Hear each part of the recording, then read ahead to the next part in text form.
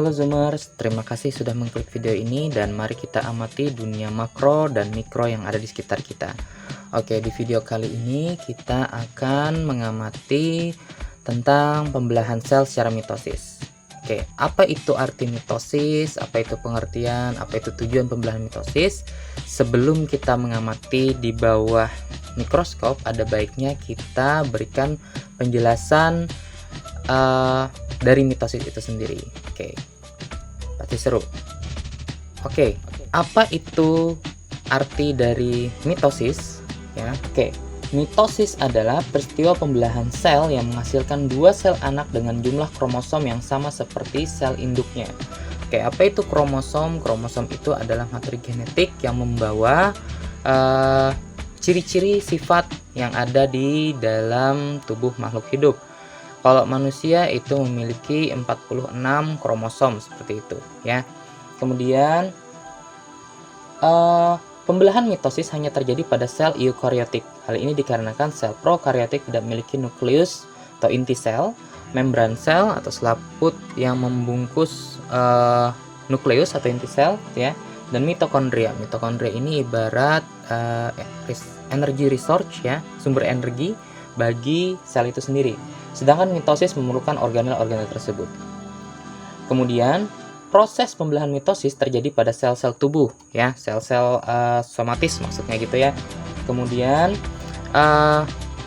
kalau sel gamet ya, itu pembelahan secara meiosis. Nanti apa perbedaan antara mitosis dan meiosis nanti kita akan bahas, dan saya juga akan buatkan nanti video khusus mengenai pembelahan sel secara meiosis. Pada tumbuhan, pembelahan sel mitosis terjadi pada jaringan meristem atau jaringan isi gitu ya, seperti ujung akar, ujung tunas, batang gitu. Pembelahan mitosis berfungsi untuk pertumbuhan sel tubuh, mengganti sel-sel tubuh yang rusak, regenerasi, dan mempertahankan jumlah kromosom. Kemudian mitosis, tahap-tahapannya ya, tahapan-tahapan mitosis itu melalui tahapan profase, metafase, anafase, telofase. Yang seperti kita bilang tadi, bahwa ini tujuannya untuk mengganti sel-sel tubuh yang rusak karena dia berfungsi meregenerasi gitu ya. Dan sel yang dihasilkan ya itu sama persis dengan sel induk. Mitosis umumnya diikuti dengan sitokinesis yang membagi sitoplasma ya. Apa sitoplasma itu? Cairan sel gitu ya.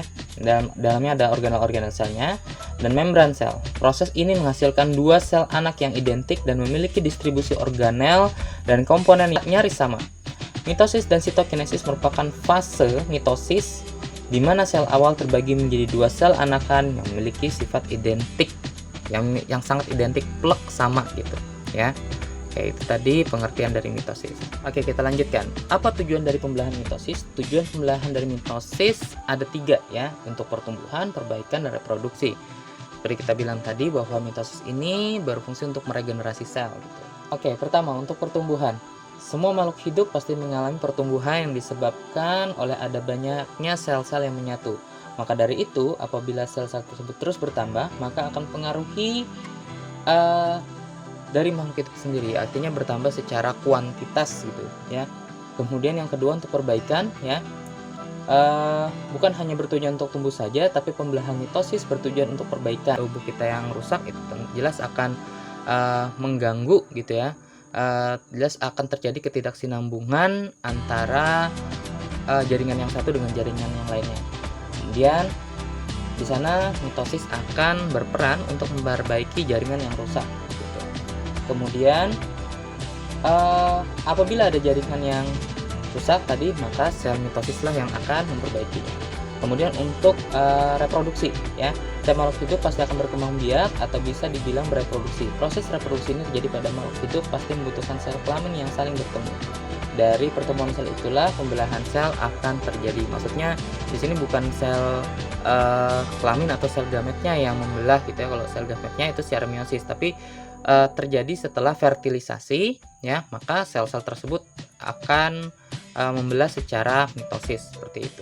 Oke, selanjutnya apa perbedaan antara pembelahan sel secara mitosis ya dan yang secara meiosis? Oke, kalau berdasarkan ciri khasnya, pembelahan sel ada 2 ya. Tadi seperti yang kita bilang di awal, ada mitosis dan meiosis. Kalau meiosis itu menghasilkan sel anak yang dapat membelah lagi, sedangkan meiosis tidak dapat membelah lagi sehingga sampai terjadinya fertilisasi atau pembuahan. Perbedaannya ya, kalau misalkan mitosis ya, kalau misalkan mitosis itu dia menghasilkan sel anak yang sama dengan sel induk, sementara meiosis menghasilkan sel anakan yang berbeda dengan induk. Ya, maksudnya berbeda di sini bukan berbeda 100% enggak gitu ya, tapi dia tetap membawa materi genetiknya juga dari yang sel induknya. Nah, mitosis terjadi pada semua organisme, sedangkan meiosis hanya terjadi pada manusia, hewan, tumbuhan, dan jamur, seperti itu. Berarti protozoa, kemudian amuba gitu ya, itu tidak terjadi pembelahan secara meiosis seperti itu ya. Kemudian pada tubuh manusia, meiosis itu hanya terjadi pada saat pembelahan sel sperma atau sel telur ya. Sedangkan kalau misalkan mitosis itu di sel-sel tubuh, sel somatis. Kemudian pada mitosis ya, jumlah kromosom sel anak sama dengan sel induk gitu. Dan pada meiosis ya terjadi setengahnya atau pembelahannya secara haploid. Nah, kalau misalkan istilahnya untuk pembelahan mitosis itu secara diploid. Nah, diploid menjadi 2 gitu ya. Oke, apa saja tahapan atau fase dalam pembelahan mitosis ini ya? Ada 4 sebenarnya ya, yang seperti yang sudah kita sebut tadi, ada profase, metafase, anafase, dan telofase. Tapi sebelum keempat fase itu dimulai, ada yang namanya fase pendahuluan, yaitu interfase. Interfase itu fase persiapan. Oke, apa yang terjadi pada sel ketika pembelahan secara mitosis ini di fase pendahuluan itu terjadi? Oke, mari kita simak sama-sama. Pada fase interfase terjadi proses persiapan atau penimbunan energi oleh sel induk untuk melakukan pembelahan sel. Pada fase ini ya memerlukan proses yang sangat lama karena dia tadi memerlukan penimbunan energi. Untuk itulah diperlukan yang namanya mitokondria, karena mitokondria itu adalah energi resource-nya bagi sel gitu ya. Dan sangat diperlukan pada saat pembelahan mitosis ini gitu, karena pada tahap interfase dia mengumpulkan energi untuk melakukan tahapan atau pembelahan pada sel. Selama interfase, nukleus dan inti sel atau nukleolus itu tampak terlihat jelas, namun kromosom pada sel tidak terlihat karena masih dalam bentuk kromatin, yaitu benang-benang halus yang tersusun atas molekul DNA dan RNA dan protein juga. Di bagian luar inti sel terdapat sentrosom, yaitu organel sel yang berfungsi untuk mempertahankan jumlah kromosom antara sel induk dan sel anak agar tetap sama selama pembelahan sel. Nah, kalau misalkan pada sel hewan, setiap sentrosom akan mengandung sepasang sentriol yang terbentuk seperti badan silindris kecil. Oke, tahapan interfase ini tadi ya, itu terbagi menjadi 3, yaitu pada tahapan gap 1 ya, gap pertama, fase S, sintesis ya, dan fase gap kedua. Kita sebut gap pertama dan gap kedua ini G1, G2 gitu aja ya. Nah, pada fase G1 ini disebut sebagai fase pertumbuhan atau perkembangan sel. Hal ini ditandai dengan berkembangnya sitoplasma atau cairan sel tadi, organel sel, dan juga sintesis dari bahan-bahan yang digunakan untuk fase berikutnya, yaitu fase S. Nah, pada fase S ya, terjadi replikasi atau duplikasi DNA sehingga materi genetik yang akan diturunkan kepada sel anak nantinya akan menghasilkan 2 sel ya yang memiliki genetik yang sama atau DNA yang sama. Nah, pada fase yang terakhir atau fase G2 ini replikasi DNA sudah selesai gitu ya. Terjadi peningkatan sintesis protein sebagai tahapan akhir persiapan sel untuk melakukan pembelahan. Ya, kalau kita bicara sintesis protein ini, mau nggak mau kita akan berurusan dengan ribosom gitu ya. Nah, ribosom ini juga yang bertanggung jawab terhadap sintesis protein. Yang DNA tadi kan dia rubah menjadi RNA gitu ya. Nah, RNA ini kemudian nanti melalui tahapan proses sintesis protein dia akan berubah lagi menjadi DNA seperti itu. Oke, kita masuk ke pembelahan awal ya, fase pertama yaitu namanya profase. Nah, profase ini ya, sentrosom mengalami replikasi sehingga menghasilkan 2 sentrosom yang kemudian sentrosom itu akan bergerak ke kutub-kutub yang berlawanan yang letaknya berbeda gitu ya, namanya berlawanan gitu ya. Nah, di saat yang bersamaan mikrotubulus mulai terlihat di antara dua sentrosom. Mikrotubulus ini merupakan serat protein panjang ya yang memanjang dari sentriol ya, pusatnya tadi ya yang daerah kutub gitu ya. Nah, itu dia memanjang ke segala arah dan lama-kelamaan mikrotubulus ini membentuk seperti gulungan benang yang bisa kita sebut sebagai benang-benang spindle. Di tahapan ini juga benang-benang kromatin mulai mengalami penebalan yang kemudian membentuk kromosom. Nah, kromosom ini ya terdiri dari dua kromatid identik yang terikat pada sentromer atau kepala kromosom tadi. Setiap sentromer memiliki dua kinetokor yang merupakan formasi protein dan menjadi tempat melekatnya benang-benang spindle. Oke, di akhir tahapan profase ini nukleus dan membran inti sel mulai menghilang gitu ya. Selain itu, sentrosom sampai ke kutubnya masing-masing. Benang-benang spindle pun akan membentang dari kutub satu ke kutub lainnya. Benang spindle ini nantinya akan berperan untuk menarik kromosom ke bagian tengah inti sel di tahap selanjutnya, yaitu tahapan metafase. Nah, tahapan metafase ya, pada tahapan ini nukleus dan membran inti sel sudah tidak terlihat. Masing-masing kinetokor pada sentromer dihubungkan ke satu sentrosom oleh benang-benang spindle. Kemudian pasangan kromatid bergerak ke bagian tengah dan inti sel atau bidang ekuatornya, kutubnya gitu ya, dan membentuk lempeng metafase. Posisi kromosom pada tahapan metafase ya terletak pada bagian tengah inti sel dan membuat jumlah kromosom dapat dihitung dengan tepat dan bentuk kromosom juga dapat diamati dengan jelas. Setelah metafase kita ke anafase. Tahapan anafase ini ditandai dengan pemisahan kromatid dari bagian sentromer ya yang kemudian membentuk kromosom baru.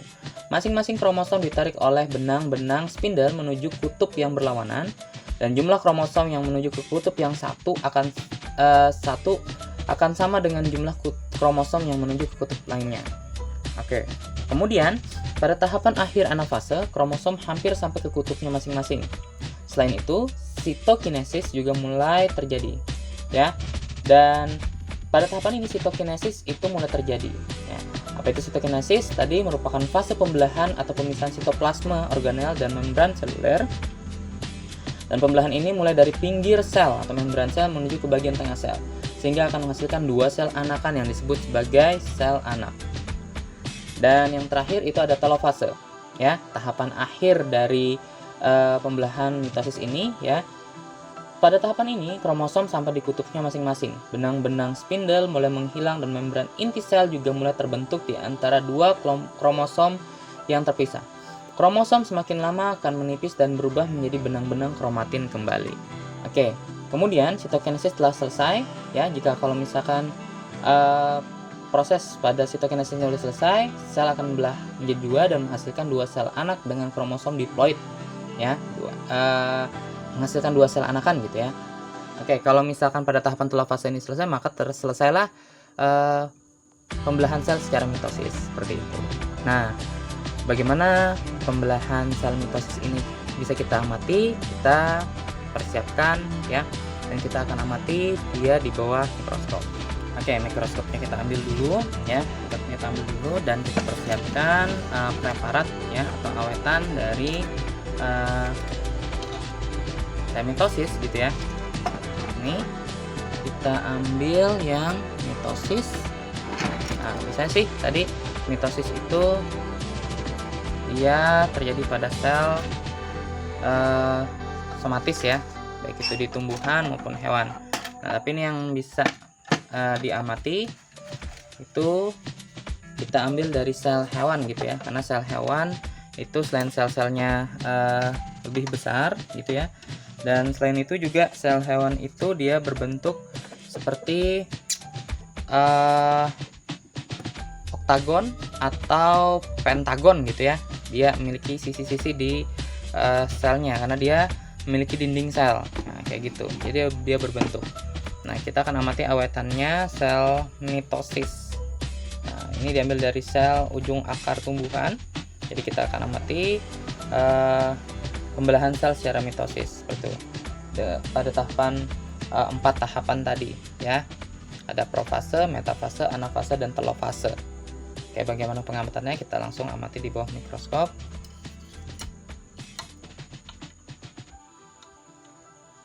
Dan kita beri pencahayaan.